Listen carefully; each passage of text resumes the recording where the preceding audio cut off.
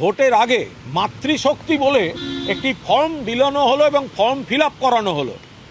আর এখন আবার দেখা যাচ্ছে একটা 13 পাতার ফর্ম অন্নপূর্ণা ভাণ্ডারের জন্য, এবং সেই ফর্ম এত জটিল যে আমাদের খোঁজ নিতে হচ্ছে তার সহায়িকার জন্য রায়ান মার্টিনের কোনো বই আছে কি না।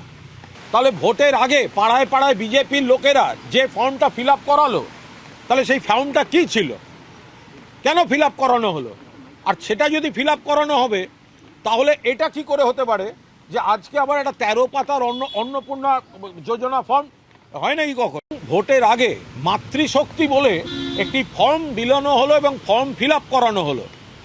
আর এখন আবার দেখা যাচ্ছে একটা 13 পাতার ফর্ম অন্নপূর্ণা ভাণ্ডারের জন্য, এবং সেই ফর্ম এত জটিল যে আমাদের খোঁজ নিতে হচ্ছে তার সহায়িকার জন্য রায়ান মার্টিনের কোনো বই আছে কি না।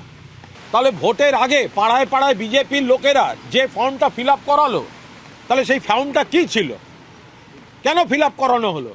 আর সেটা যদি ফিল আপ করানো হবে তাহলে এটা কি করে হতে পারে যে আজকে আবার একটা 13 পাতার অন্নপূর্ণা যোজনা ফর্ম হয় নাকি কখনো? সিআইডি কাল